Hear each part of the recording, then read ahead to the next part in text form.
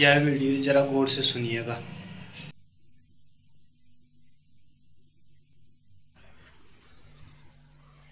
पहला प्रश्न, आपने बहुत बार कहा है कि तर्क और विवाद से कभी भी संवाद संभव नहीं होता, लेकिन शंकर ने अपने विश्व विजय की घोषणा की तथा विवाद और शास्त्रार्थ में सैकड़ों मनुष्यों को पराजित किया। हारने पर उन्हें शंकर का शिष्यत्व स्वीकार करना पड़ता था। कृपया समझाएं कि शंकर का यह कैसा शास्त्रार्थ था।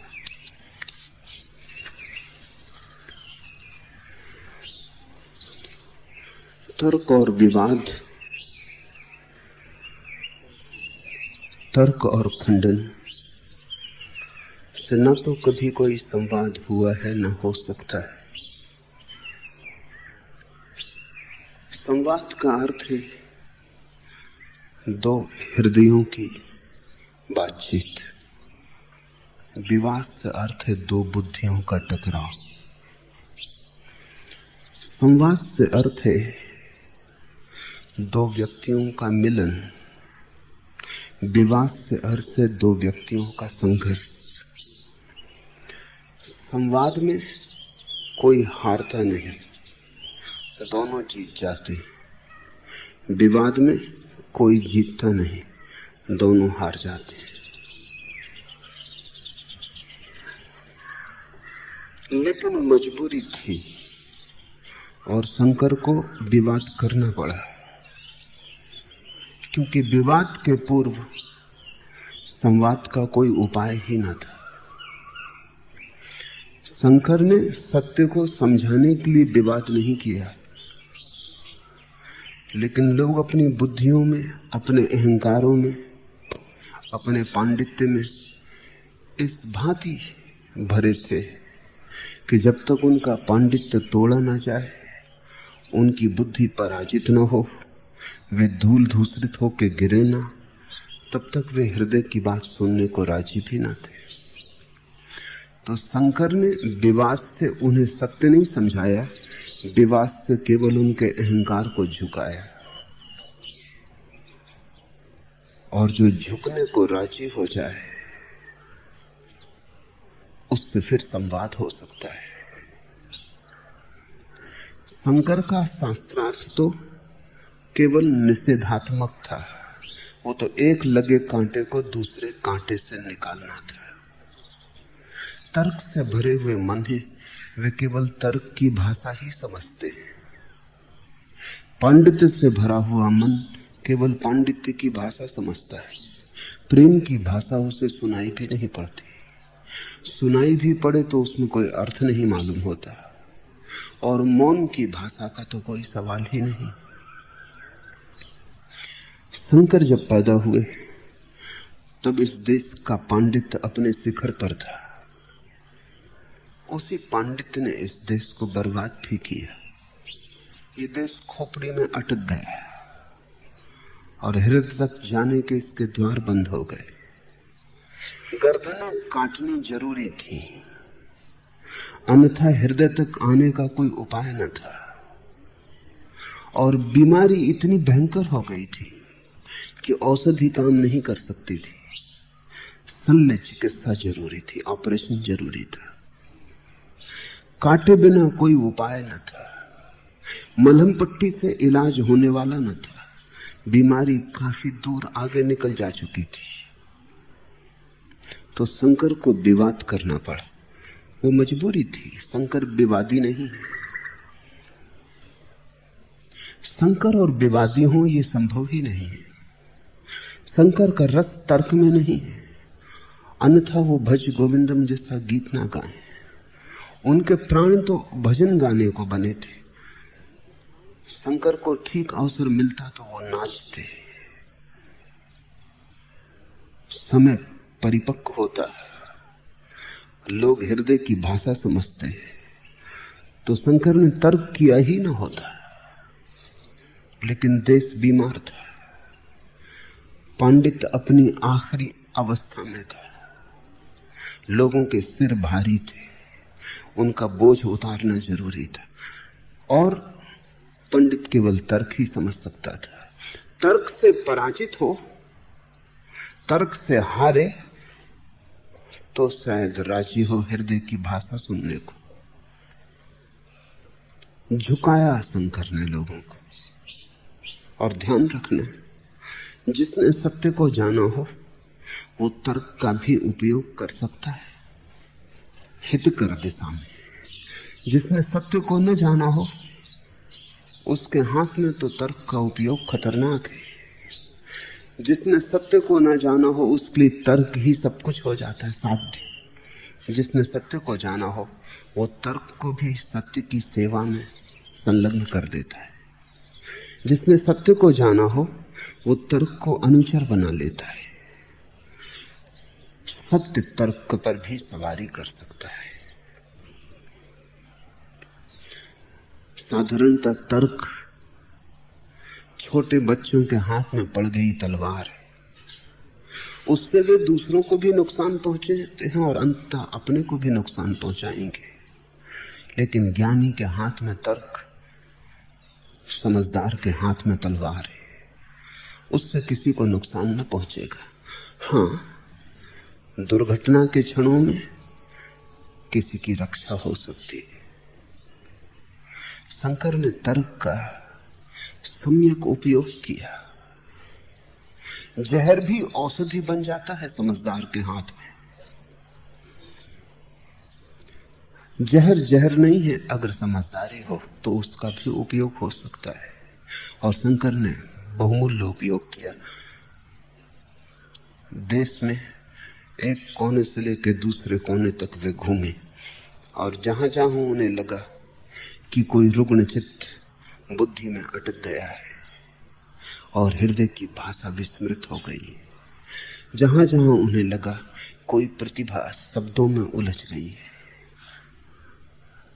और शून्य के फूल तक पहुंचने का द्वार बंद हो गया है, जहां जहां उन्हें लगा कि कोई शास्त्र में दब गया है और छटपटा रहा है, वहीं वहीं उन्होंने विवाद किया, तर्क का उपयोग किया, शास्त्रार्थ किया। ये सिर्फ भूमिका है। जैसे ही कोई शास्त्रार्थ में हारा वैसे ही शंकर ने उसे शिष्यत्व में नियोजित किया। वो दूसरी बात मूल्यवान है, असली बात वही है। तर्क में जैसे ही कोई हारा उसकी हार का उन्होंने उपयोग कर लिया।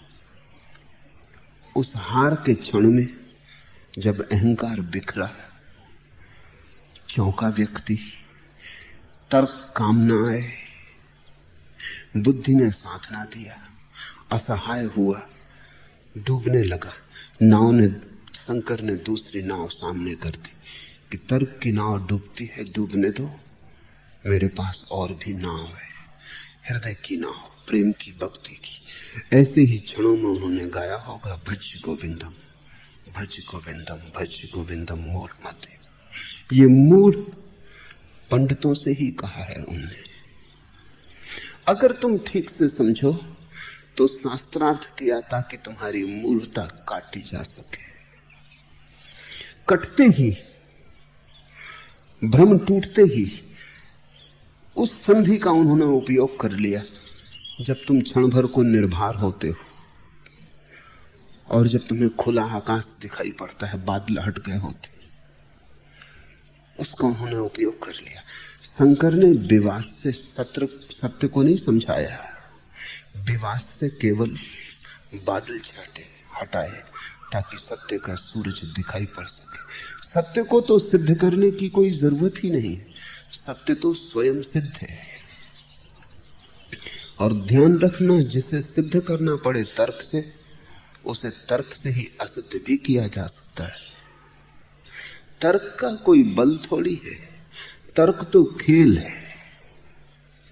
ऐसी कोई भी चीज नहीं जो तर्क से सिद्ध की गई हो और तर्क से ही तोड़ी ना जा सके। तर्क तो वकील है, तर्क तो वैश्या है, उसका किसी से कुछ लगाव नहीं, वो तो दोनों तरफ हो सकता है। कोई भी तर्क ले लें, वो अपने विपरीत भी उतना ही बलशाली है। तलवार को कोई प्रयोजन थोड़ी होता है किसके हाथ में, किसी के हाथ में हो, जिसके हाथ में हो वहीं से काटती। तुम्हारी तलवार भी दुश्मन के हाथ में पड़ के तुम्हारी गर्दन को काट सकती। तुम ये न कह सकोगे कि मेरी तलवार और मुझे ही काटती। तलवार किसी की नहीं है, तर्क भी किसी का नहीं है। इसलिए तर्क पर जिन्होंने भरोसा किया, एक ना एक दिन वो पाएंगे कि कागज की नाव में सवार थे। एक ना एक दिन वो पाएंगे कि जिस तर्क के सहारे खड़े थे उसी तर्क ने गिराया। तुम अगर मानते हो ईश्वर को तो तुम कहते हो कोई बनाने वाला होना चाहिए संसार का। ये तुम्हारा तर्क है कि बिना बनाए संसार कैसे बनेगा। नास्तिक पूछता है परमात्मा को किसने बनाया, तर्क उसका भी वही है। तुम कहते हो बिना बने संसार कैसे बनेगा, इसलिए परमात्मा होना चाहिए। वो कहता है फिर परमात्मा को किसने बनाया, क्योंकि बिना बनाए परमात्मा भी कैसे हो सकता है। वही पूछ रहा है, कुछ भेद नहीं है तुम्हारे उसके तर्क में। तुम आस्तिक मालूम पड़ते हो, वो नास्तिक मालूम पड़ता है। मेरे देखे दोनों समान है, क्योंकि दोनों का भरोसा एक ही तर्क पर है, और वो तर्क ये है कि कोई चीज बिना बनाए कैसे हो सकती। नास्तिक से तुम नाराज हो जाते, तुम कहते हो चुप रहो, परमात्मा को किसी ने भी नहीं बनाया। नास्तिक यही कहता है जब परमात्मा को किसी के बिना बनाए बनने की सुविधा है तो संसार को बिना बनाए बनने की सुविधा क्यों नहीं। तर्क वही है। नास्तिक आस्तिक में इसलिए कोई भी जीत नहीं पाता। जीतोगे कैसे, तुम दोनों के तर्क समान हैं।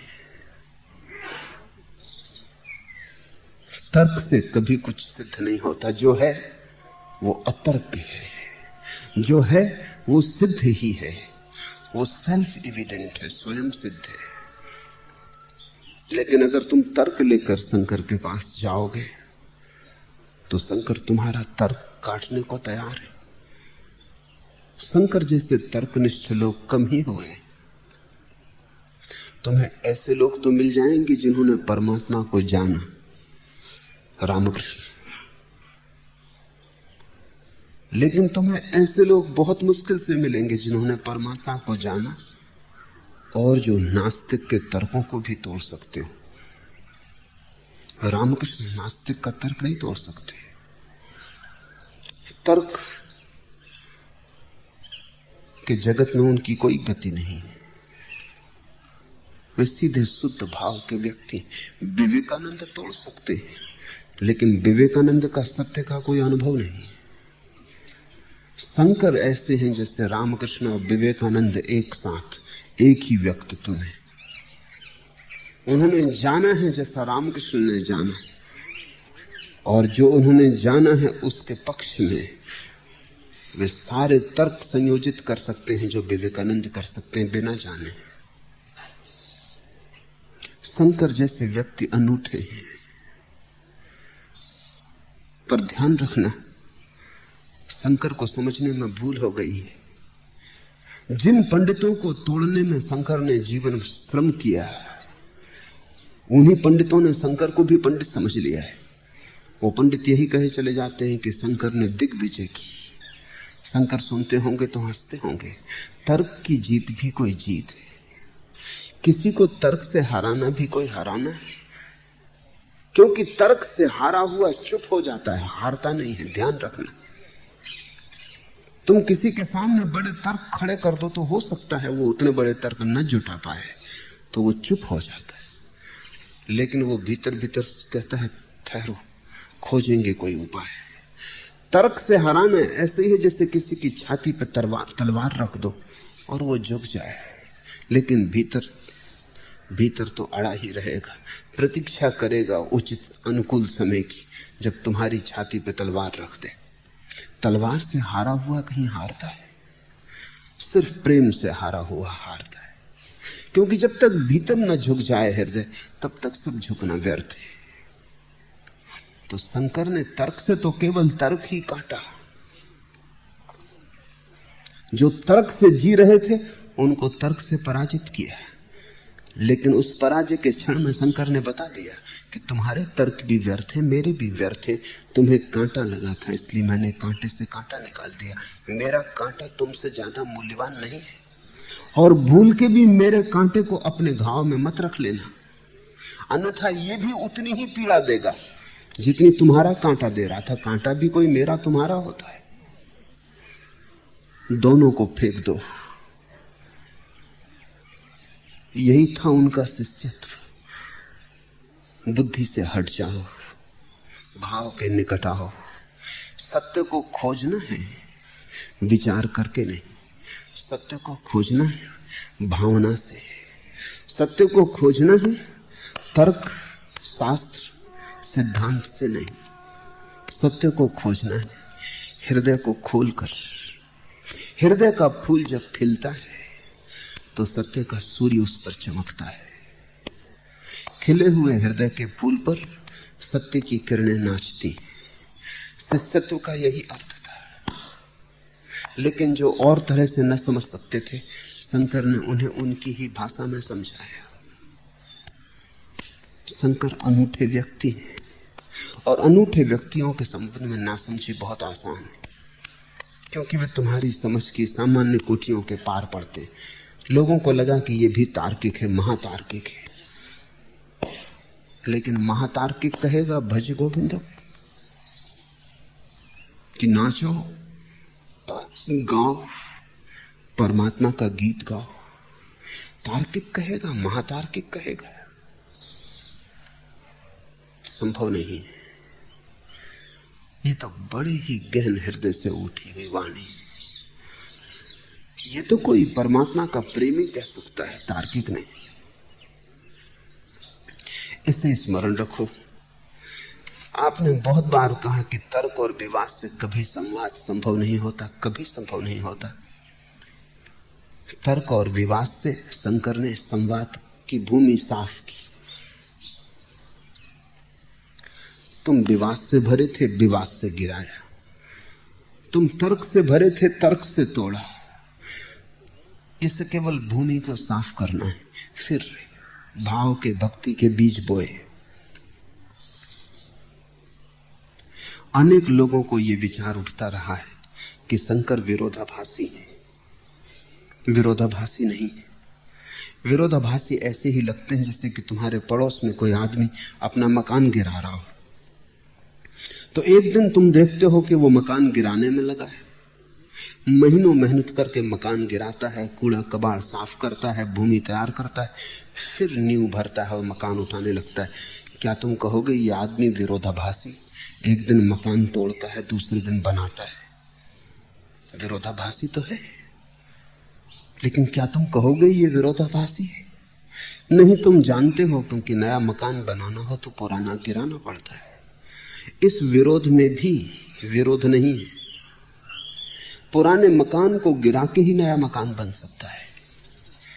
शंकर विरोधाभासी नहीं है, तर्क से जूझ रहे हैं, और जब पुराना मकान गिर जाता है तो निमंत्रण दिया है नाचने का।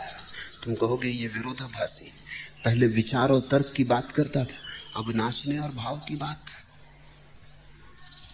नहीं। तर्क से केवल पुराने को गिराया था, भाव से नए को बना रहे।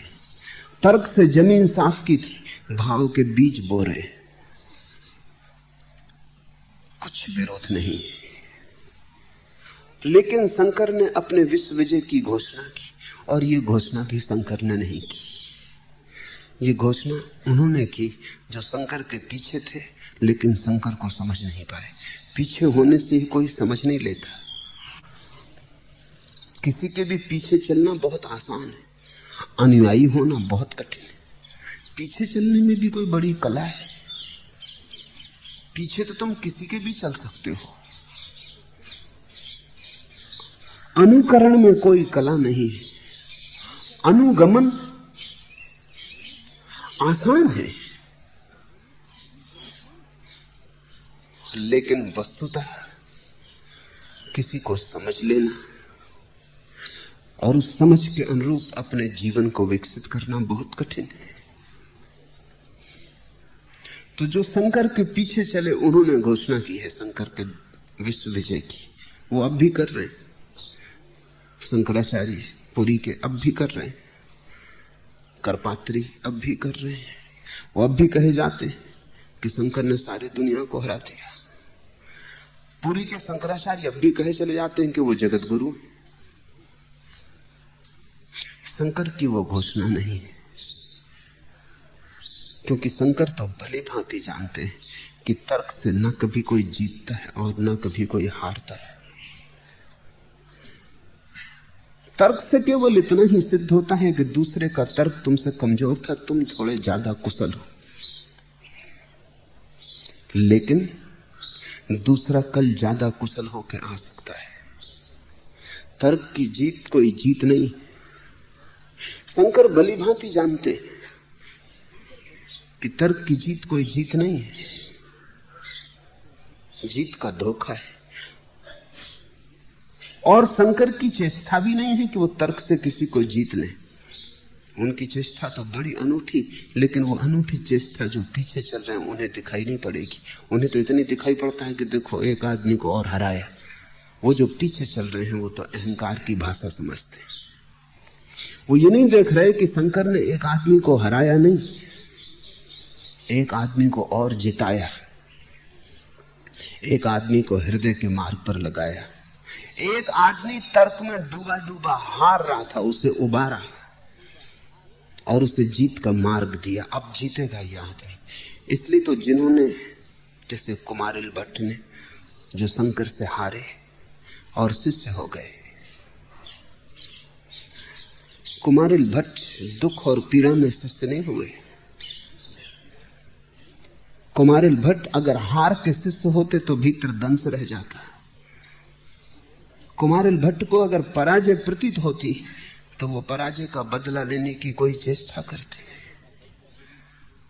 नहीं। कुमारिल उतने ही तर्कनिष्ठ थे जैसे शंकर। शंकर से विवाद में कुमारिल को एक बात स्पष्ट दिखाई पड़ गई, तर्क व्यर्थ है। शंकर नहीं जीते, कुमारिल नहीं हारे, तर्क हारा, भाव जीता। इसे थोड़ा समझने की कोशिश करनी जरूरी है। शंकर से विवाद करते करते, कुशल खिलाड़ी के साथ खेलते खेलते कुमारिल को साफ दिख गया कि जिन चीजों पर मैंने बहुत भरोसा कर लिया था वो हवा के झोंके में गिर जाती। इसका यह अर्थ नहीं कि उन्होंने शंकर का तर्क स्वीकार कर लिया। शंकर की कुशलता यही है कि विवाद में उन्होंने दिखा दिया कि तुम्हारे तर्क भी व्यर्थ है, मेरे तर्क भी व्यर्थ है। तर्क गिर गया।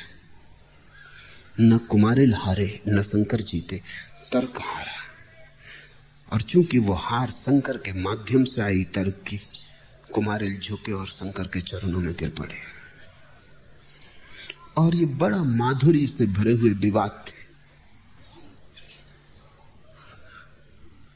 बड़े प्रेम से भरे हुए विवाद थे। कहीं कोई लेस मात्र भी कटुता न थी। कोई दुश्मन की तरह नहीं लड़ रहे थे। जैसे दो व्यक्ति शतरंज खेलते, वैसे तर्क की पूरी सेना खड़ी की थी। दांव पर लगा दिया था जो भी बुद्धि में था, लेकिन शंकर हर एक चीज को काटते चले गए। उन्होंने काट काट के जो अपना तर्क था वो विरोधी के मन में नहीं रखा, वो केवल काटते चले गए। खाली जगह छूट गई। उस खाली जगह में शिष्यत्व उभरा। विरोधी ने देखा कि सामने जो खड़ा है वो कोई सिद्धांत लेकर नहीं आया है, सत्य लेकर आया है। विरोधी ने देखा कि मैंने सब तर्क तोड़ दिए, लेकिन कोई दूसरा तर्क उनकी जगह स्थापित करने को नहीं दिया है। रिक्त स्थान छूट गया, अंतराल है, खाली है, शून्य है। ये अवस्था ध्यान की बन गई। इस ध्यान के क्षण में वो झुका।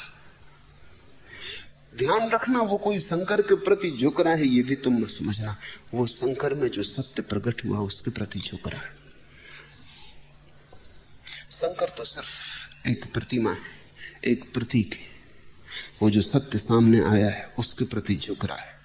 और झुक रहा है क्योंकि जगाया। झुक रहा है इसलिए नहीं कि हराया, झुक रहा है क्योंकि जगाया। लेकिन जो पीछे खड़े उन्होंने देखा कि हार गया, झुक गया। उन पीछे चलने वालों ने घोषणा की कि शंकर की दिग्विजय हो गई, सारे संसार को हरा दिया। इन नासमझों के कारण शंकर की प्रतिमा भ्रष्ट हो गई। शंकर का वो जो आविर्भाव था, जो अनूठा भाव था, वो खो गया। एक साधारण परंपरा, एक सड़ी संकीर्ण गलिहारा बन गया। वो जो विराट पथ था खुले आकाश का, वो खुलापन न रहा। इसलिए तुम पाओगे कि अगर शंकर को मानने वाला सन्यासी तर्कनिष्ठ है तो वो कभी भज गोविंदम इस तरह की बातों में नहीं पड़ेगा। ऐसे लोग हैं जो कहते हैं कि भज गोविंदम जैसे गीत शंकर के नाम पर दूसरों ने लिखे, शंकर के नहीं, क्योंकि शंकर और ऐसे गीत लिखेंगे। मीरा लिखे समझ में आता है, चैतन्य कहे समझ में आता है, शंकर तर्क की ऐसी प्रखर धारा और ऐसे भक्ति के गीत गाए, संभव नहीं। वो कहते हैं ये सब दूसरों के द्वारा मिश्रित कर दिए गए। शंकर की प्रतिष्ठा और नाम का लाभ उठाया है, वो इन गीतों को अलग काट देते हैं। वो तो केवल उन्हीं तर्कों पर भरोसा करते हैं जिनका कोई भी मूल्य नहीं। शंकर ने तर्क दिए कि पुराना भवन गिरे और फिर गीत बोए कि नया भवन उठे। उनकी प्रक्रिया को तुम विरोधाभासी मत मान लेना, अन्यथा तुम शंकर को समझ ही ना पाओगे। शंकर ने अपने विश्व विजय की घोषणा कभी नहीं की। जानने वाले महत्वाकांक्षी नहीं होते, जानने वाले अहंकारी नहीं होते। ये विजय की घोषणाएं बड़ी बचकानी, ये छोटे छोटे बच्चों की बातें। यहां कौन जीतने को है, कौन हारने को है? शंकर को दिखाई पड़ता है एक ही परमात्मा है, अनेकता भ्रम है, एकता सत्य। कौन जीतेगा, कौन हारेगा? हारेगा तो भी परमात्मा हारेगा, जीतेगा तो भी परमात्मा जीतेगा। जब वही जीत रहा है और वही हार रहा है तो विश्व विजय की घोषणा कौन करेगा? नहीं, शंकर ऐसी भूल नहीं कर सकते, और की हो तो शंकर दो कौड़ी के, फिर कोई मूल्य नहीं रह जाता। शंकर ने जगाया है, हराया नहीं। और विवाद और शास्त्रार्थ में सैकड़ों मनुष्यों को पराजित किया नहीं, सैकड़ों मनुष्यों को मनीषी बनाया। उसके पहले तक झूठी मनीषा से उलझे थे, खोटे सिक्के को संभाले बैठे थे। असली सिक्का दिखाया। स्वभाव था असली सिक्का दिख जाए तो खोटा खोटा हो जाता है, और कोई उपाय भी नहीं खोटे को खोटा करने का। अगर तुम हाथ में एक खोटा सिक्का लिए बैठे हो तो क्या उपाय है समझाने का कि ये खोटा है? असली चाहिए, असली की तुलना में ही खोटा हो सकेगा। शंकर ने असली प्रकट किया,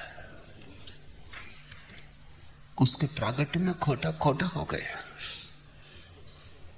ये विवाद पश्चिम में चलते विवादों जैसे नहीं थे। ये विवाद आज पूरब में भी जो विवाद चलते हैं ऐसे विवाद न थे।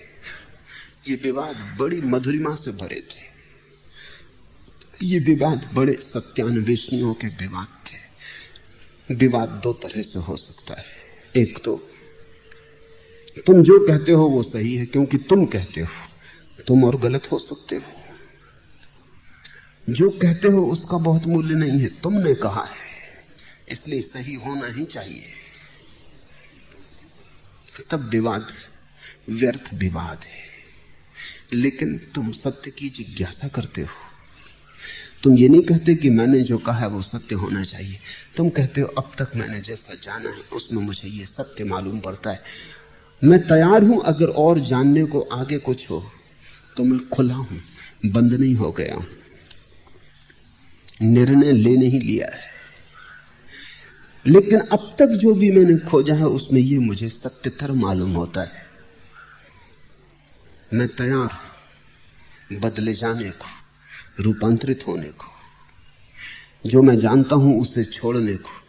अगर सत्य मेरे सामने प्रकट हो तो उसे अंगीकार करने की मेरी पूरी तैयारी है। तब विवाद भी सत्योन्मुख हो जाता है, तब विवाद भी एक प्रक्रिया बन जाती। पूरब ने इस विवाद का उपयोग किया था, हजारों साल की परंपरा थी, तब ऐसा हो पाया था। हजारों साल तक मनीषी विचार किए, विवाद किए, सत्यान्वेषण के लिए।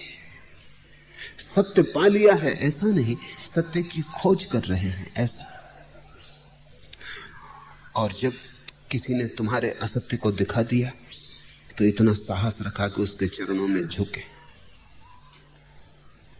क्योंकि सत्य की खोज थी। तो जिसने भी दिखाया वही गुरु। इसलिए शंकर से जो हारे वो शिष्य हो गए।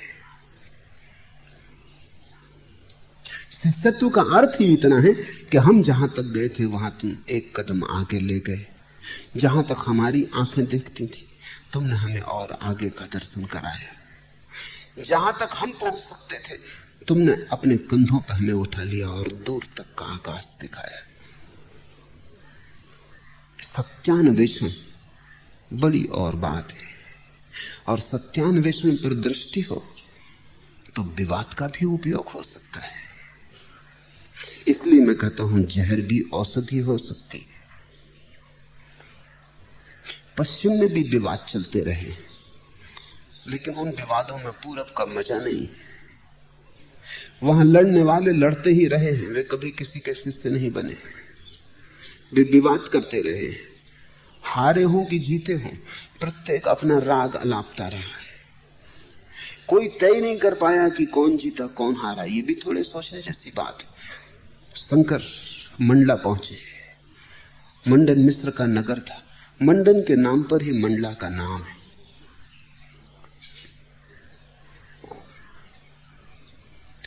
गांव में प्रवेश पर उन्होंने कुएं पर पानी भरती स्त्रियों से पूछा कि मंडन मिस्र का घर कहां है। वो हंसने लगी।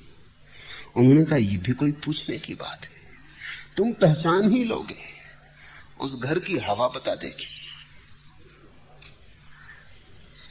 उस घर के सामने टंगे तोते भी उपनिषद के वचन बोलते हैं।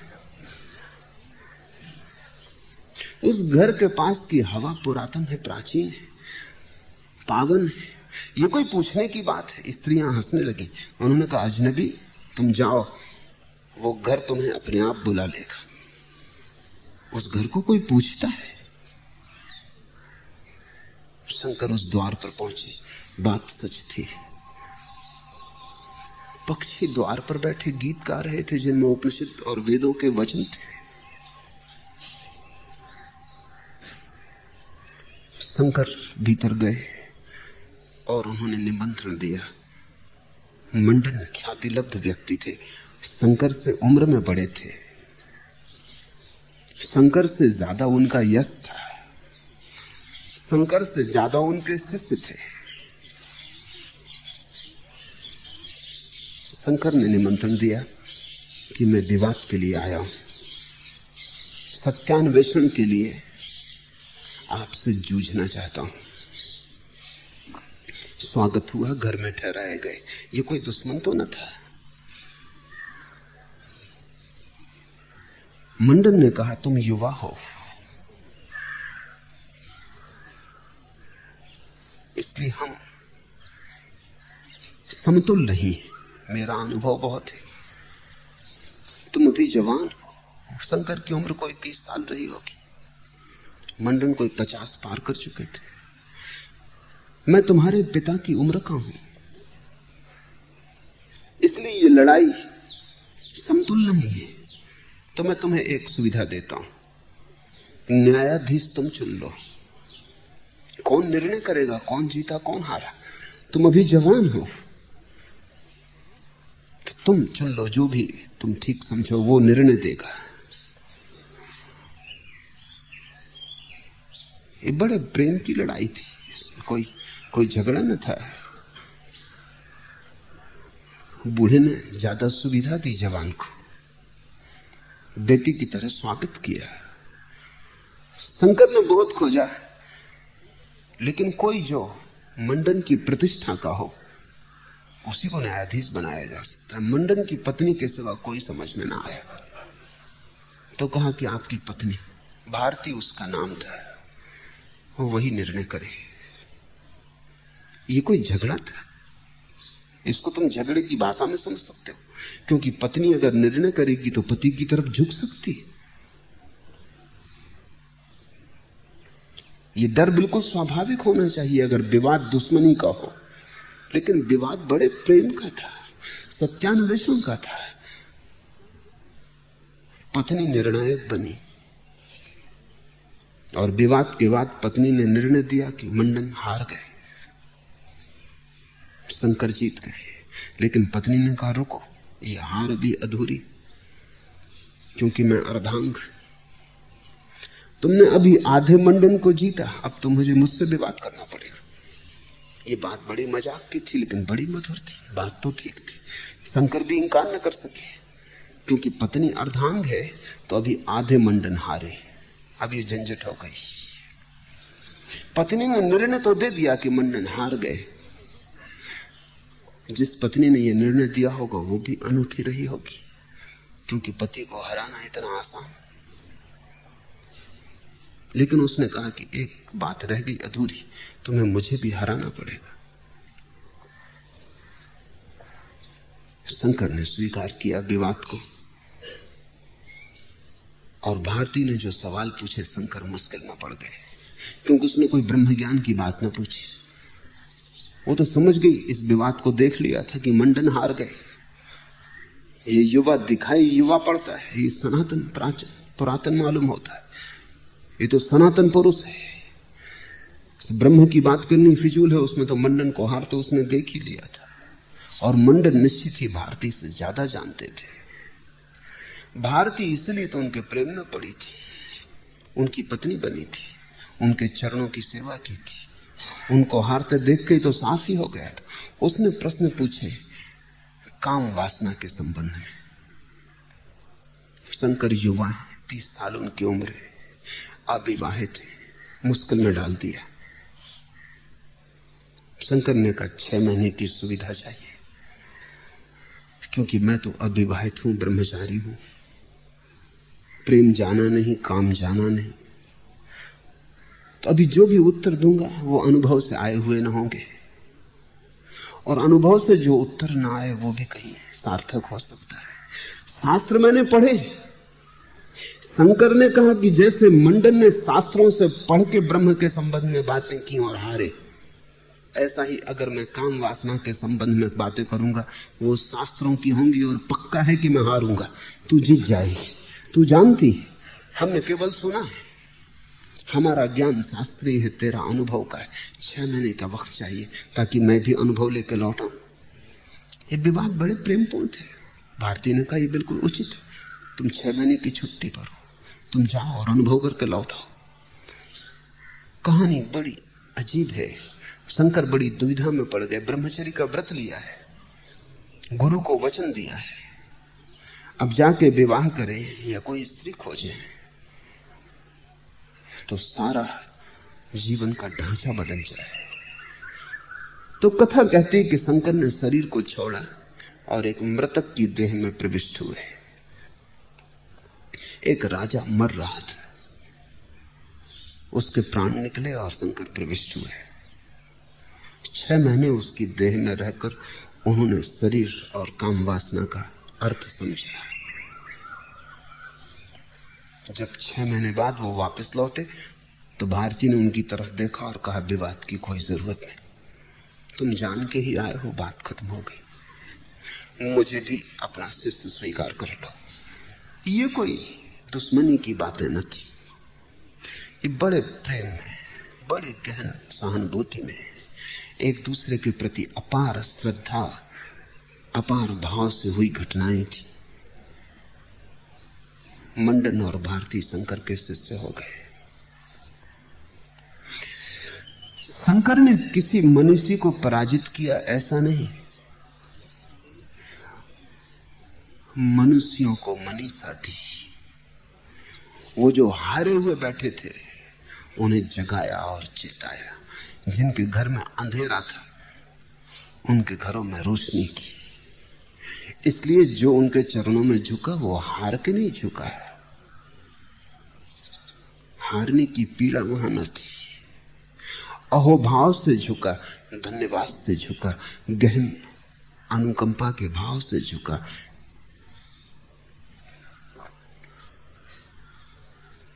और हारने पर उन्हें शंकर का शिष्यत्व स्वीकार करना पड़ता था। ऐसा मत कहो, करना पड़ता था। हम अहंकार की भाषा से बच नहीं पाते। अगर इंकार भी करते शंकर, तो भी वे शिष्यत्व स्वीकार करते। करना पड़ता था, किया, अहोभाव से किया, नाचते हुए किया। वो झुकना कोई हार का झुकना न था। वो झुकना तो बड़ी समझ में हुआ था। वो समर्पण था, पराजय न थी। उस झुकने में वे आनंदित हुए थे। उस झुकने में पहली बार वे प्रतिष्ठित हुए थे। उस झुकने में उन्होंने पहली बार जाना जीवन का अर्थ, परमात्मा की पहली झलक पाई। उन चरणों में उन्हें परमात्मा के चरण मिले। नहीं झुकना पड़ा, इस तरह की व्यवस्था के शब्द उपयोग मत करो। वे झुके अहोभाव से, परम आनंद से, गहन कृतज्ञता से।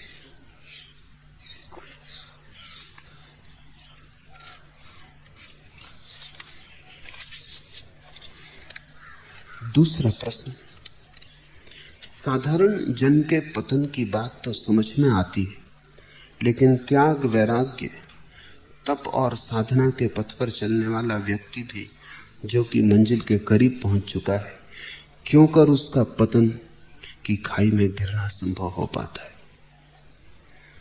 साधारण जन तो पतित हो ही नहीं सकता, गिरेगा कहां?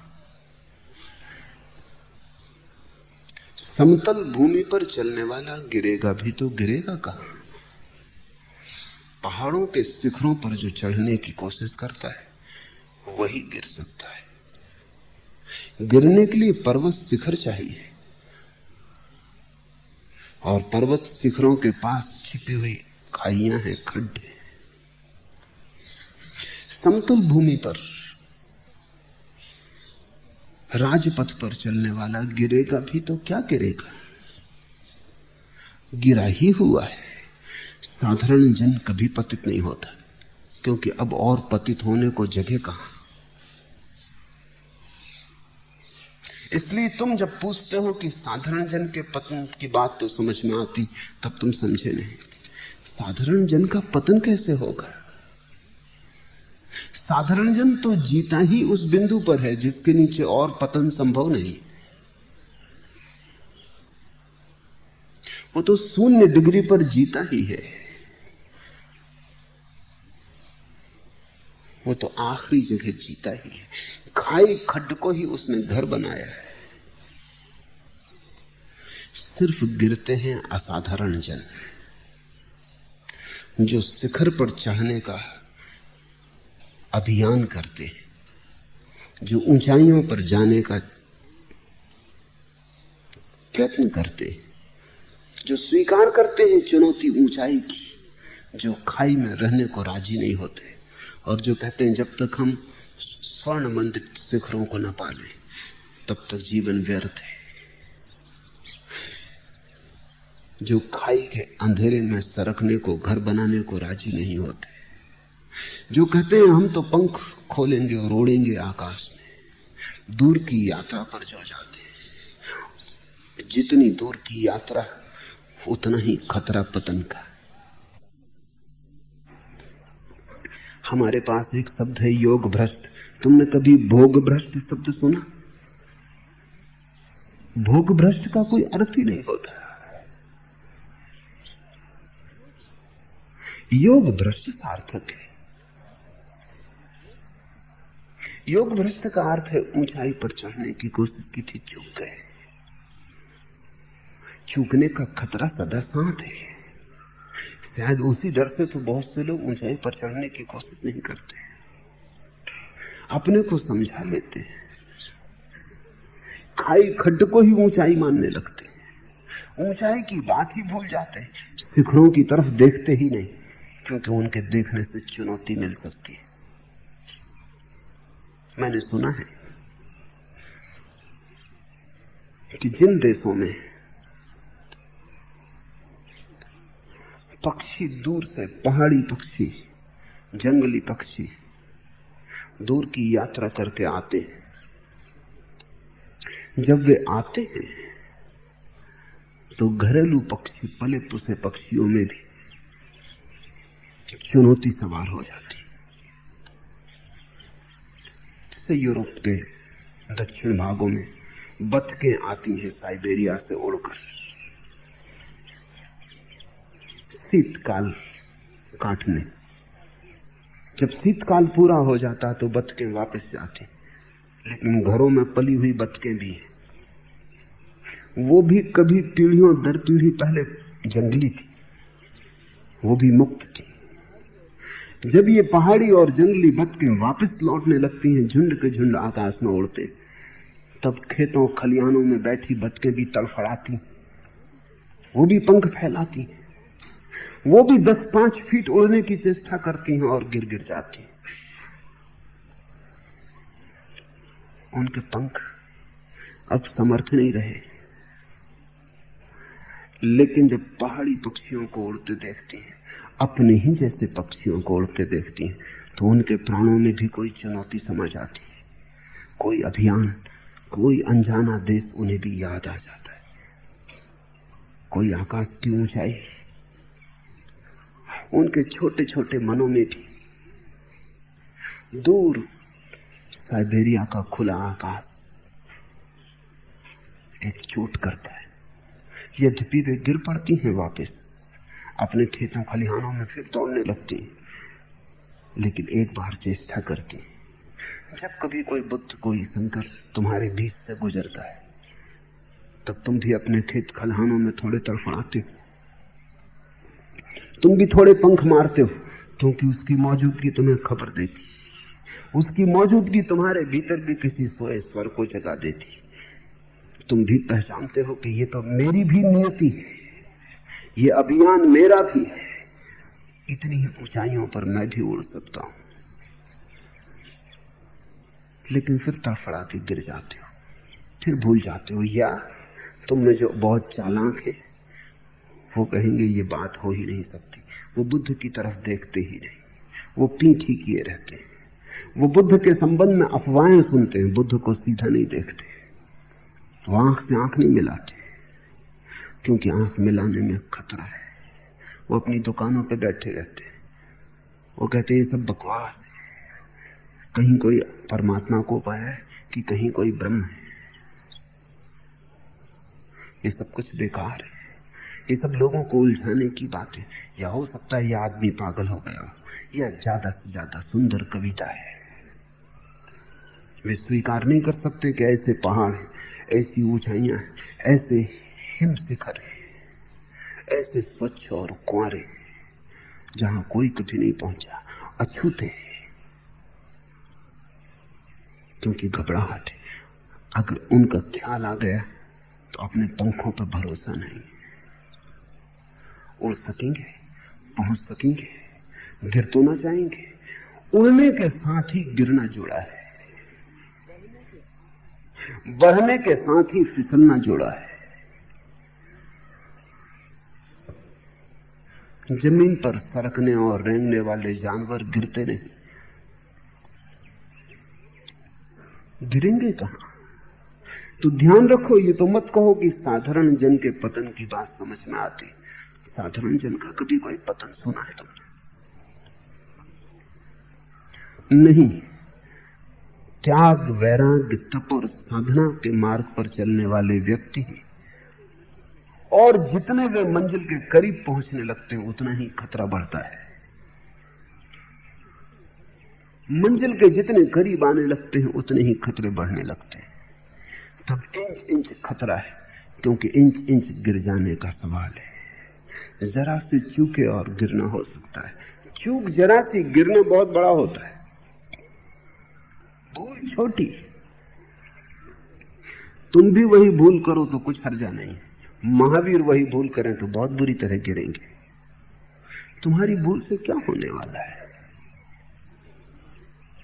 तुम तो भूलों में ही जी रहे हो। तुम्हारी उन बड़ी भूलों में छोटी मोटी भूलों का तो कोई पता ही नहीं चलता। लेकिन अगर बुद्ध से वही भूल हो, बुद्ध एक गांव से गुजर रहे हैं, आनंद उनके साथ है, वे कुछ बात कर रहे हैं। एक मक्खी आके उनके कंधे पर बैठ गई, उन्होंने उसे उड़ा दिया जैसे कि कोई भी उड़ा दे। फिर रुक गए,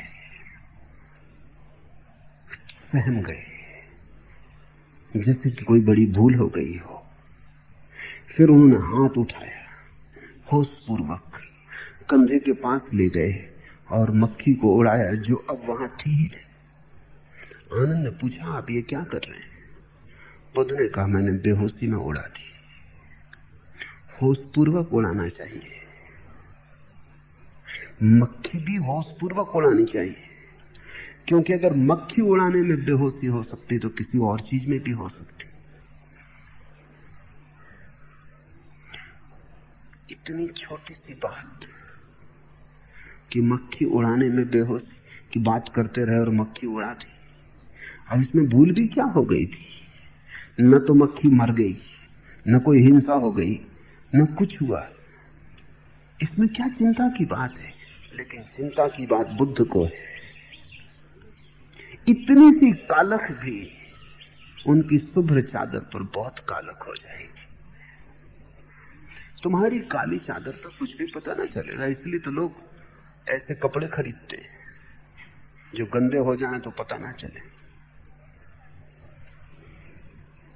सफेद कपड़े पर तो कालख तत्क्षण दिखाई पड़ती। बुद्ध की सफेद चादर पर तो जरा सी भी कालख दिखाई पड़ जाएगी। मक्खी भी होशपूर्वक उड़ानी है। बुद्ध रात सोते तो एक ही करवट सोते। आनंद ने पूछा कि कई बार देखता हूं रात में उठ के आप जिस करवट सोते हैं उसी करवट सोए रहते, हाथ जहां रखते हैं पैर पर वहीं रखे रहते, हिलते भी नहीं। क्या रात भर संभल के सोते? कम से कम सोए तो विश्राम से। बुद्ध ने कहा, जिसे जागना हो फिर सोना कहां? होशपूर्वक ही सोना है, जागते हुए ही सोना है। भीतर कोई जागता ही रहे, क्योंकि भीतर अगर जागरण खोया सपने शुरू हो जाते, और अगर भीतर सपने चले तो दिन में विचार चलेंगे। रात में अगर जागना ना रहा तो दिन में भी जागना असंभव है, क्योंकि जागना तो स्वाभाविक हो जाना चाहिए। रात हो कि दिन, सोना हो कि जागना, लेकिन जागना जारी रहे, उसकी अंतर्धारा बन जाए। तो रात भी होशपूर्वक सोते हैं, हाथ जहां रखा है वहीं रखे रहते हैं। नींद में भी बेहोशी को पकड़ने नहीं देते।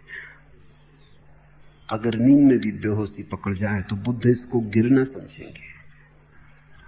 जितना तुम करीब आओगे मंजिल के, उतना ही खतरा बढ़ता जाता है। गौरी शंकर के करीब जितना पहुंचोगे उतना ही खतरा बढ़ता जाता। ऊंचाई बढ़ गई और शिखर छोटा होने लगा, संकीर्ण होने लगा। ठीक गौरी शंकर पर तो एक ही आदमी खड़ा हो पाता है, इतनी ही जगह। अभी जो जापानी महिलाओं का दल गौरी शंकर पर गया, उसके बाद चीन ने दावा किया कि हमारा भी एक दल वहां पहुंचा है 2 दिन पहले, और दल में 7 यात्री थे, 7 गौरी शंकर पर पहुंचे। तो जापानी महिलाओं ने इस बात का इंकार किया, क्योंकि वहां 7 आदमी एक साथ खड़े ही नहीं हो सकते। शिखर छोटा होता जाता है। तो ये तो तुम्हारा साधारण गौरी शंकर है। बुद्धों के गौरी शंकर की क्या कहोगे? वहां तो इतनी संकीर्ण जगह हो जाती कि तुम अकेले भी खड़े नहीं हो सकते। तुम्हारा अहंकार भी बचेगा तो जगह से गिर जाओगे। वहां तो तुम भी शून्य हो जाओगे तो ही खड़े हो पाओगे। उस पूर्णता के शिखर पर केवल शून्य ही टिक सकता है। जरा सा अहंकार, जरा सी अस्मिता और पतन हो जाए। इसे स्मरण रखो। जितना बढ़ते हो उतना गिरने का खतरा लेते हो, लेकिन ये चुनौती स्वीकार करने जैसी है। इसी से तो तुम्हारी गरिमा प्रकट होगी, इसी से तो तुम महिमावान बनोगे। गिरने का डर है, कोई हर्जा नहीं। 1000 बार गिरना भी पड़े तो भी कोई हर्जा नहीं। शिखरों को छूना ही, क्योंकि जब तक तुम छू न लोगे तब तक कोई तृप्ति संभव नहीं है। जब तक तुम परमात्मा को अपने भीतर न पालोगे तब तक तुम कुछ और पालो, तुम भिखारी ही रहोगे। तुम्हारी तृप्ति ना होगी, संतुष्टि ना होगी। सुख असंभव है जब तक कि तुम वह न हो जाओ जो कि तुम अंततः हो सकते हो। जब तक कि तुम्हारा पूरा भविष्य वर्तमान ना बन जाए, जब तक कि तुम्हारे सब फूल खिल ना जाए, एक भी अनखिला फूल ना रह जाए, तब तक तुम आनंद को उपलब्ध ना हो सकोगे। इसलिए आनंद के लिए हमारा एक शब्द है प्रफुल्लता। प्रफुल्लता का अर्थ है फूल का पूरा खिल जाना। उस पूरे खिलाव में ही आनंद है। उस रत्ती भर कम पर भी राजी मत होना, अन्यथा तुम दुखी रहोगे और नरक में रहोगे। साधारण जन गिरने से बच जाता है, लेकिन जीता अंधेरे में, पीड़ा में, दुख में। गिरने का खतरा मोल लो। दुख में सड़ने की बजाय सुख की एक झलक भी बहुमूल्य है। जमीन पर सरकने की बजाय आकाश में एक बार का उड़ना भी पर्याप्त तृप्तिदायी है। तुम्हें एक बार भी तुम आकाश में उड़ लो तो अपने पंखों पर भरोसा आ जाए। निश्चित ही बहुत बार गिरना होगा, बहुत बार उठना होगा, लेकिन हर गिरना एक शिक्षण है और हर उठना नया बल है। जितनी बार तुम गिरोगे उतनी ही गिरने की संभावना कम होती जाएगी, क्योंकि तुम उठने में कुशल होते जाओगे। लंबी यात्रा है और परमात्मा मंजिल है। छोटे से राजी मत हो जाना, जल्दी संतुष्ट मत हो जाना। राह के किनारे बैठ के आंख बंद मत कर लेना और सोचने मत लगना कि मंजिल आ गई। बहुतों ने यही किया है, क्योंकि यात्रा कष्टपूर्ण है। सुविधापूर्ण है राह के किनारे बैठ जाना, चलने में तपस्या है, श्रम है, खून पसीना बनेगा, अपने को दांव पर लगाना पड़ेगा। जीवन एक जुआ है, उसमें जो बड़े जुआरी हैं वही परमात्मा तक पहुंच पाते।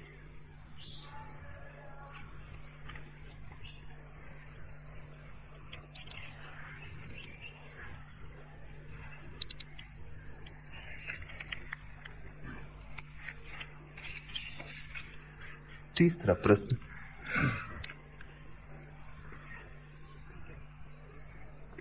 तथाकथित सन्यासी धर्म के नाम पर दुकानदारी करते हैं और आपने अपने सन्यासियों को अपनी अपनी दुकानें चालू रखने को कहा। यह विरोधाभास जैसा है, कृपया इसे स्पष्ट करें। जरा भी विरोधाभास नहीं है। तथाकथित सन्यासी धर्म के नाम पर दुकानदारी करते हैं क्योंकि उनको उनकी दुकान से तोड़ लिया गया है और अभी वे पके न थे।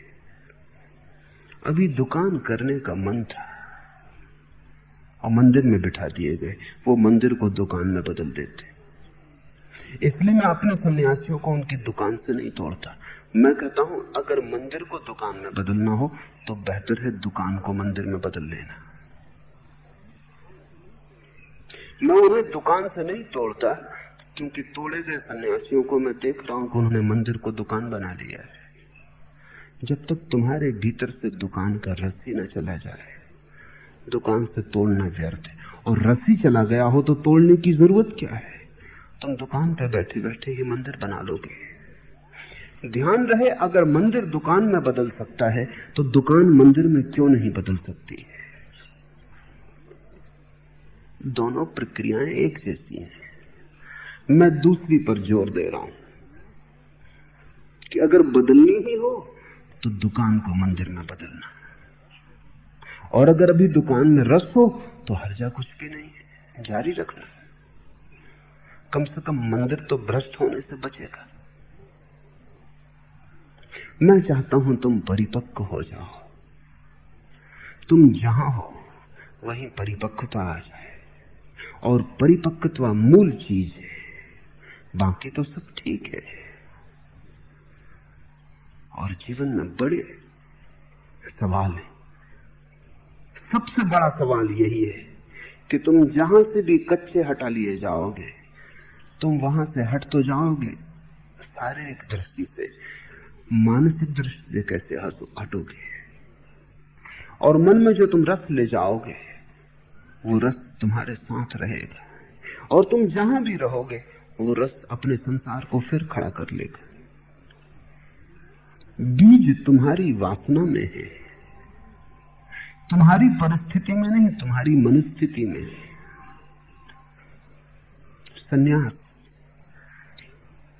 आंतरिक क्रांति है। वो इस बात की उद्घोषणा है कि मैं भीतर अपने को अब बदलूंगा।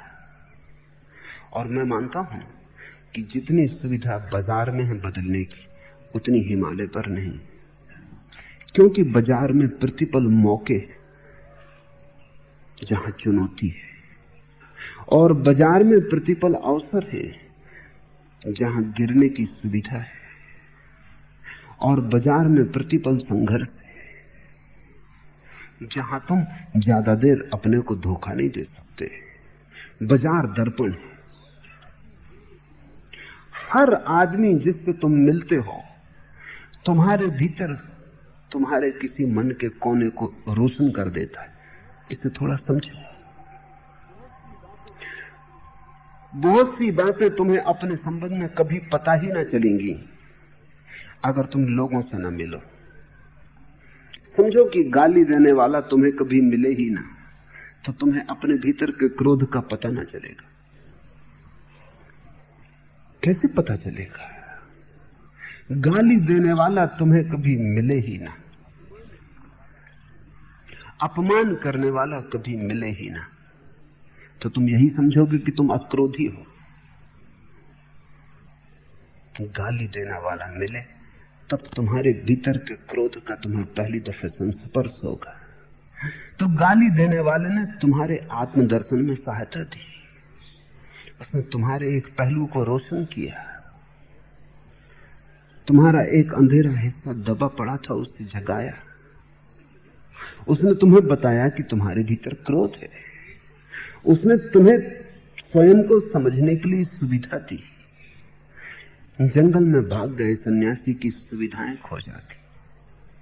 न कोई गाली देता, न कोई सम्मान करता, न कोई धन का प्रलोभन देता, कोई कुछ मौका नहीं देता। वो अकेला पड़ा रह जाता है। आत्मदर्शन कठिन हो जाता है। संसार में आत्मदर्शन का उपाय नहीं तो परमात्मा ने जंगल ही जंगल बनाए हो, तो एक एक आदमी को एक एक जंगल दिया होता। परमात्मा तुमसे थोड़ा ज्यादा समझदार है, इतना तो मानोगे। परमात्मा की सुनो, महात्माओं से बचो। महात्मा कोशिश कर रहे हैं परमात्मा से भी ज्यादा समझदार होने की। वो ज्यादा चालाकी दिखला रहे हैं। वो कहते हैं हम जंगल में चले जाएंगे, वहीं साधना करेंगे। साधना संसार में है, जंगल में तो साधना का सवाल ही नहीं है। जंगल में तो तुम सड़ोगे, साधना क्या करोगे? साधना यहां है जहां प्रतिपल कांटे और कांटों के बीच दिन तुम चलना सीख लो, और कांटों के बीच तो चलो और कांटे चुभे ना, बस उसी दिन तुम समझ लेना अब तुम योग्य हुए जंगल जाने के, अब जाना हो तो चले जाओ, फिर मैं तुम्हें रोकता नहीं। लेकिन फिर तुम खुद ही कहोगे अब जंगल जाने की जरूरत भी क्या है, यही भीड़ में जंगल हो गया है। अगर तुम्हारे भीतर प्रौढ़ता आ जाए, प्रज्ञा का जन्म हो, और कैसे होगा जन्म? संघर्षण से होता है, प्रतिपल जीवन की चुनौतियों को स्वीकार करने से होता है, हारने गिरने उठने से होता है। 1000 बार गाली दी जाएगी तुम क्रोधित होगे, एक बार तो ऐसा क्षण पाओगे जब गाली दी जाएगी और तुम क्रोधित न होगे। 1000 बार के अनुभव से तुम्हें समझ में आ जाएगा अपने को जलाना व्यर्थ है। क्रोध कोई दूसरा, गाली कोई दूसरा दे रहा है, दंड अपने को देना व्यर्थ है। एक दिन तो ऐसा आएगा कि कोई दूसरा गाली देगा और तुम्हारे भीतर क्रोध ना होगा, उसी दिन तुम्हारे भीतर एक कांटा फूल बन गया, आदमी तुम दूसरे हो गए। उस दिन तुम्हें जो शांति मिलेगी कोई जंगल नहीं दे सकता। जंगल की शांति मुर्दा है। अगर यहां गालियों के बीच तुम शांत हो गए तो तुम्हारी शांति में एक जीवंतता होगी। जंगल की शांति मरघट जैसी है, सन्नाटा है क्योंकि वहां कोई है ही नहीं, वो नकारात्मक है। संसार में अगर तुम शांत हो जाओ तो विधायक है। जंगल की शांति मरने जैसी है, संसार की शांति बड़ी जीवंत है। और मैं तुमसे कहता हूं परमात्मा को पाना हो तो तुम भागना मत। भगवान से परमात्मा का कभी कोई संबंध नहीं जुड़ता। कायरों से संबंध जुड़ भी कैसे सकता है? चुनौती स्वीकार करने वाला साहस चाहिए। माना कि साहस में गिरना भी होता है, चोट भी खानी होती, लेकिन वही मार्ग है, वही एकमात्र मार्ग है, और कोई मार्ग नहीं है। तुमने कभी ख्याल किया बहुत सुविधा संपन्न घरों के बच्चे बुद्धिमान नहीं होते, हो नहीं सकते, चुनौती नहीं। सारे बुद्धिमान बच्चे उन घरों से आते हैं जहां बड़ा संघर्ष करना पड़ता है, जहां छोटी छोटी बात को पाना मुश्किल है। करोड़पतियों के बच्चे अक्सर व्यर्थ होते हैं। हेनरी फोर्ड अपने लड़कों को सड़क पर जूता पॉलिश करने भिजवाता था। वो कहता था अपने जेब का खर्च तुम खुद ही पैदा करो।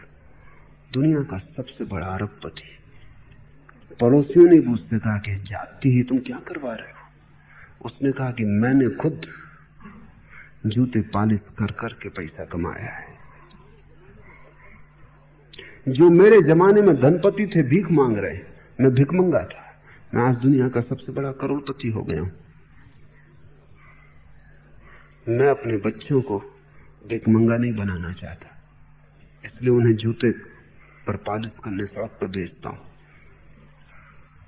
वो आदमी होशियार था, वो आदमी कुशल था। धनपतियों के बच्चे अक्सर मुर्दा हो जाते, गोबर गणेश हो जाते। उनको खोदो तो गोबर ही गोबर पाओगे, गणेश कहीं भी ना मिलेंगे। क्योंकि जीवन की चुनौती नहीं, संघर्षण नहीं। अगर बहुत सुरक्षा मिले और कोई संघर्ष न हो तो रीढ़ टूट जाती। रीढ़ बनती ही संघर्ष में।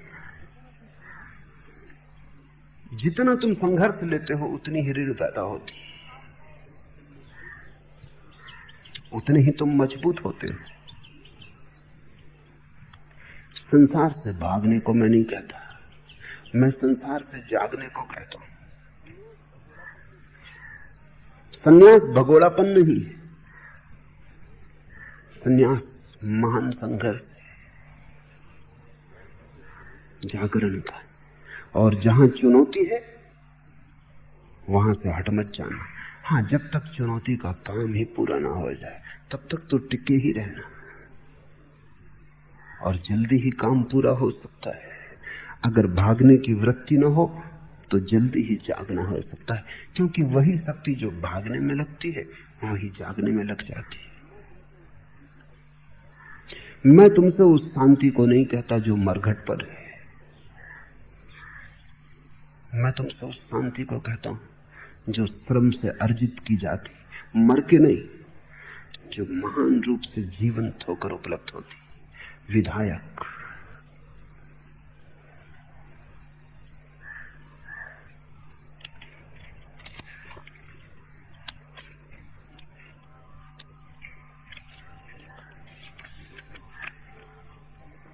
चौथा प्रश्न, ऐसा लगता है कि भज गोविंदम वानप्रस्थ अवस्था के लिए कहा गया है, लेकिन आप उसे सबके लिए कह रहे हैं। वानप्रस्थ का अर्थ क्या होता है? वानप्रस्थ का अर्थ होता है जंगल की तरफ मुंह, सभी का है। आज नहीं कल, कल नहीं परसों, उस परम एकांत को खोज लेना है जिसका नाम परमात्मा है। सभी वानप्रस्थ हैं, देर अबेर सभी को उस परम एकांत में प्रवेश करना है, उस भीतर के वन को खोज लेना है।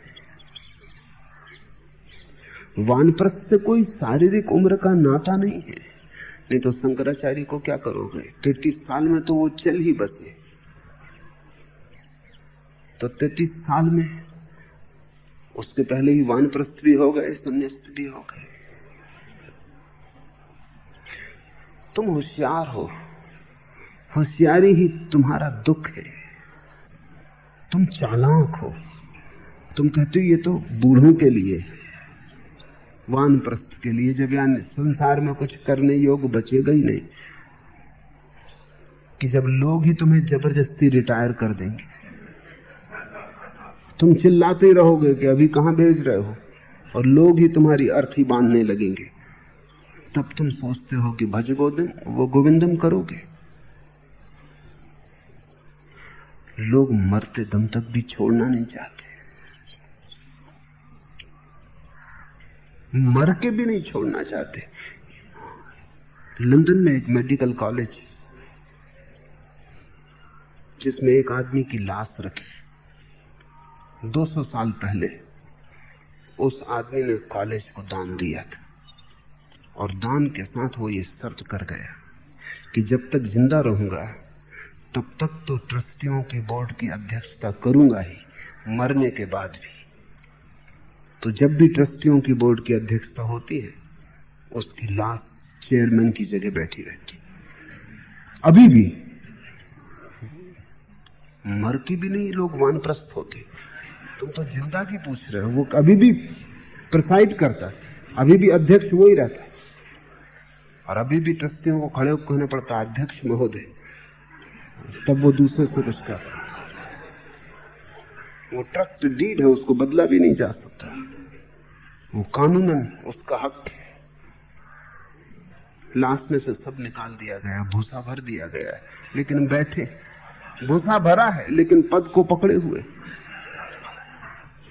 वानप्रस्थ तो तुम होने नहीं चाहते, वो तो मन में बड़ी पीड़ा लगती। वानप्रस्थ, संन्यास्त, ये सब आखिरी बातें अंत में कर लेंगे। अंत में जिसने करना चाहा वो कभी ना कर पाएगा, अभी जिसने करना चाहा वही कर सकता है। अभी के अतिरिक्त कोई समय भी नहीं है, और छोटी छोटी बातें बाधा डाल देते हैं। कल ही एक मित्र ने आके कहा, सन्यास लेके गए थे, पत्नी गेरुआ वस्त्र नहीं पहनने देती,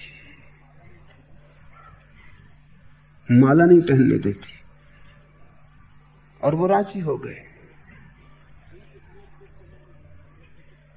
उनकी हालत देख के मैंने भी कहा कि ठीक है, अब जब पत्नी से हार गए तब और किससे जीतने की तुम सोचते हो?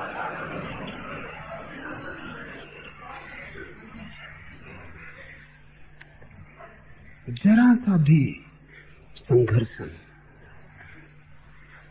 जरा सी चुनौती और आदमी बस चारों खाने चित्त।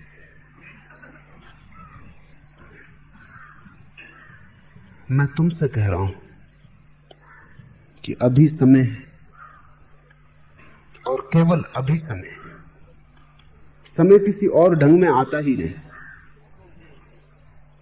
अगर तुम इस क्षण का उपयोग कर सको और तुम्हारी चेतना वन की तरफ उन्मुख हो सके, वन तो प्रतीक है, एकांत की तरफ उन्मुख हो सके, परमात्मा की तरफ उन्मुख हो सके, तो सन्यास का फल लगेगा। वानप्रस्थ तैयारी है सन्यास्त होने की। संसार की तरफ पीठ हो जाए, संसार में धीरे धीरे रस खो जाए, सुखों की दुख संसार का बराबर मालूम होने लगे, जीतो की हारो कोई फर्क न रह जाए, तुम वानप्रस्थ हो गए। इसका शारीरिक उम्र से कोई भी संबंध नहीं, इसका तुम्हारी मानसिक प्रौढ़ता से संबंध है। ये मानसिक उम्र की बात है। कई लोग हैं जो 80 वर्ष की उम्र में भी मानसिक उम्र उनकी 8-10 साल से ज्यादा नहीं होती। और कभी कभी ऐसा भी होता है कि 8-10 साल के बच्चे में भी 80 साल की मानसिक उम्र होती है। ये तो चेतना की त्वरा और तीव्रता पर निर्भर है। शंकराचार्य ने 10 वर्ष की उम्र में जो वचन बोले वो लोग 100 वर्ष की उम्र में नहीं बोल पाते। शंकराचार्य ने 10 वर्ष की उम्र में उपनिषदों की जो परिभाषा की वो 100 वर्ष का आदमी भी नहीं कर पाता। ये तो त्वरा की बात है, तीव्रता की बात है, सघनता की बात है। अपने प्राण को पूरा जगाओ और अपनी पूरी शक्ति को उंडेल दो, तो तुम पाओगे इसी क्षण वानप्रस्थ हो गया, इसी क्षण संन्यास्त हो गया। लेकिन अगर तुम भागते रहे और बचते रहे और टालते रहे और स्थगित करते रहे कि कल देख लेंगे, आज सिनेमा देख लें, कल मंदिर हो आएंगे, अगर स्थगित ही करना हो तो सिनेमा को कर दो, बुढ़ापे में देख लेना, सिनेमा ही है, बुढ़ापे में देख लेना। लेकिन परमात्मा को तुम बुढ़ापे के लिए स्थगित कर रहे हो। जवानी तुम संसार को देते हो, बुढ़ापा परमात्मा को। तुम्हारे देने से पता चलता है कि मूल्य किसका है। जवानी तुम व्यर्थ को देते हो, बुढ़ापा परमात्मा को। जब शक्ति होती है तब तुम गलत करते हो, और जब शक्ति नहीं होती तब तुम कहते हो अच्छा करेंगे, अब करने का ही कुछ नहीं बचता, तब तुम कहते हो अच्छा करेंगे। जब मरने लगते हो तब तुम कहते हो समर्पण, और जब तक तुम पकड़ सकते थे तब तक तुमने कभी समर्पण की बात ना सोची। तुम किसे धोखा दे रहे हो? इसलिए तो शंकर कहते हैं आंख के अंधे। तुम किसे धोखा दे रहे हो? जब तक शक्ति है तब तक करो स्मरण, क्योंकि स्मरण के लिए महाशक्ति की जरूरत है। उससे बड़ा कोई कृत्य नहीं है। वो तुम्हारी समग्रता को मांगता है, वो तुम्हारे रोए रोए श्वास श्वास को मांगता है। जब तुम हाथ पैर जिन जर्जर हो जाएंगे, लाठी टेक के चलने लगोगे, आंख में दिखाई ना पड़ेगा, तब तुम स्मरण करोगे। तब तुमसे गोविंद की आवाज भी ना निकलेगी, तब तुम्हारा कंठ भी अवरुद्ध हो गया होगा। तब तुम कहोगे भी मुर्दा मुर्दा, वो परमात्मा तक पहुंचेगा।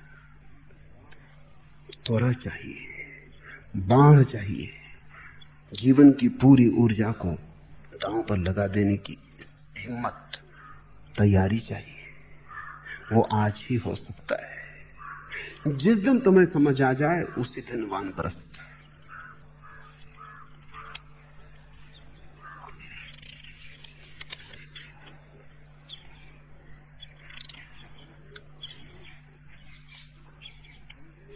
आखिरी प्रश्न, ब्रह्म में रमण करने वाला क्या सचमुच भोग में रत हो सकता है अथवा वह उसका अभिनय करता है।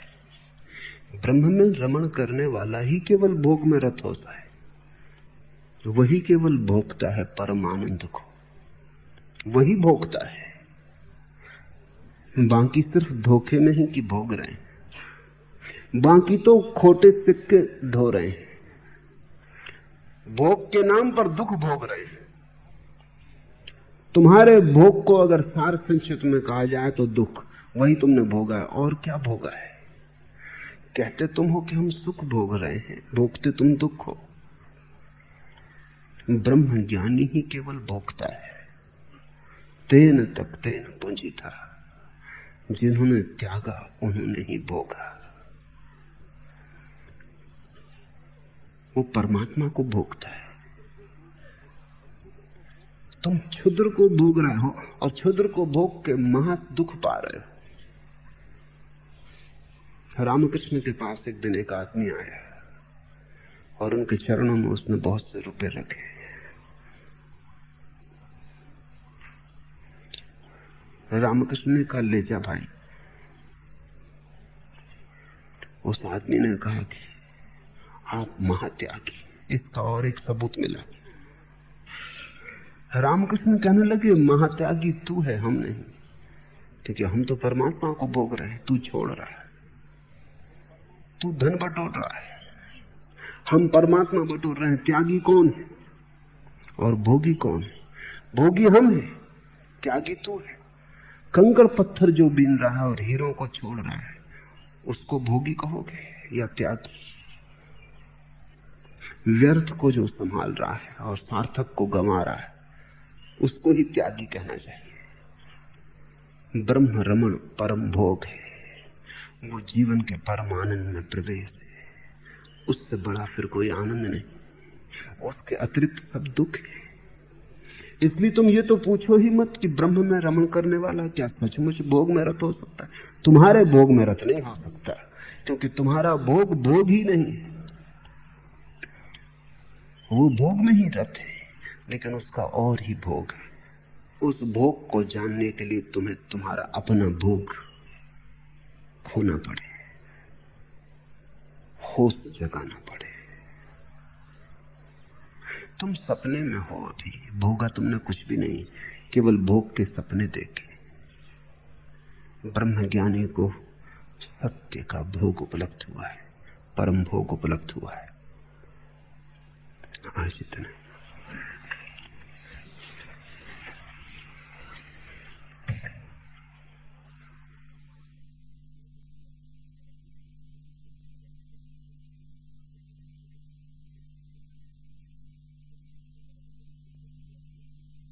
अगर यह वीडियो आपको अच्छी लग रही हो तो वीडियो को लाइक और चैनल को सब्सक्राइब करें।